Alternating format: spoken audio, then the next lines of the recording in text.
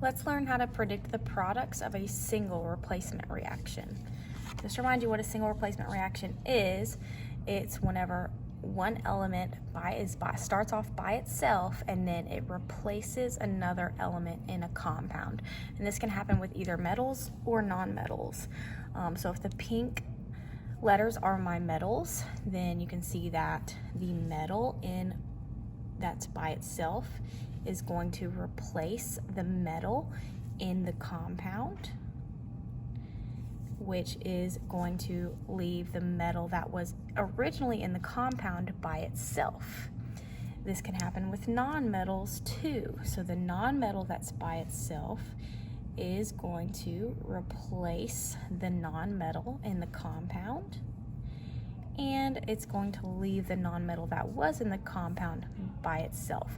So metals replace other metals and non-metals replace other non-metals. One thing we have to know about these is that more reactive elements replace less reactive elements.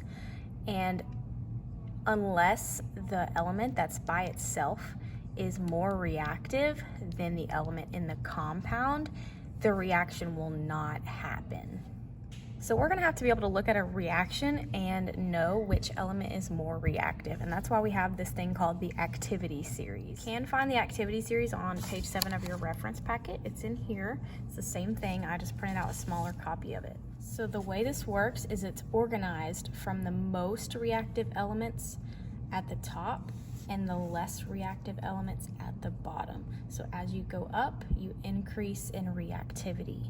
So when you're looking at a single replacement reaction, this means that the single element must be higher than the element it's trying to replace. If it's not, then a reaction will not happen. So let me show you a couple examples of how this works. So in this reaction, we have magnesium, which is a metal. I'm gonna circle it in blue. And we have aluminum oxide. Aluminum is our metal, and oxygen is our non-metal. That is important to know which one's which. So in this reaction, the metal is going to try and replace the other metal in the compound. But remember, single elements must be higher up than the element it's trying to replace. So that means magnesium needs to be higher than aluminum in order for this to happen. So let's find them on the chart. Magnesium is right here and aluminum is right below it. So magnesium is higher up. That means magnesium can replace aluminum. So if magnesium is replacing aluminum, that means a compound is going to form between magnesium and oxygen. I'm going to make sure I write out my charges. Magnesium is +2, O is -2. That means those charges cancel out, and the compound that's going to form is just going to be MgO.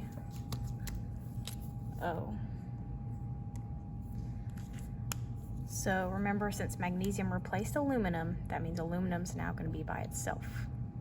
So I finished writing my products by putting aluminum in the second space.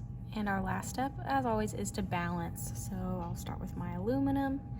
Now my aluminum is balanced. All I have left is oxygen. So I'm going to put a 3 here for oxygen, which now means I need a 3 in front of my magnesium. Here's another example where we have iron trying to replace zinc. So if iron wants to replace zinc, that means iron needs to be more reactive, which means iron needs to be higher up on the chart than zinc. So we have zinc right here and iron right here. Zinc is above iron, which means zinc is more reactive. Zinc is higher on the activity series. What that means is that this is going to be no reaction. That means this reaction will not happen.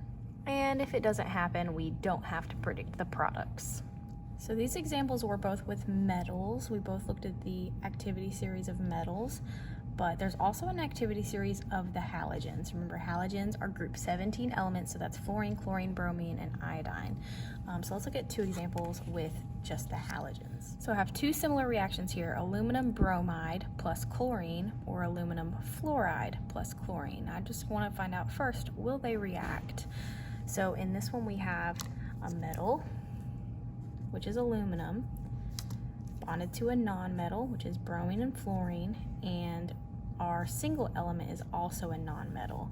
So in this example, both of these, the nonmetal is trying to replace the other nonmetal.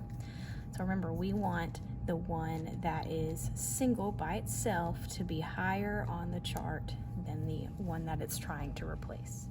So chlorine is right here and bromine is below it. That means chlorine is more reactive than bromine. So yes, this reaction will happen. But our second one, we have chlorine and fluorine. So chlorine is by itself and fluorine is in the compound. Fluorine is more reactive, is higher up than chlorine, which means no, this reaction will not happen. Since we're already here, we know this one will happen. Let's go ahead and predict the products. This time chlorine's gonna replace bromine. So we're gonna have aluminum bonded to chlorine. And chlorine, if we write this up here, aluminum is +3, chlorine is -1. So that means we're gonna have to crisscross. So the formula will be AlCl3 plus bromine. Let's not forget, bromine is one of our diatomic elements. So that means it's going to be Br2. And all we have to do is balance. So those are the coefficients that would make this a balanced reaction.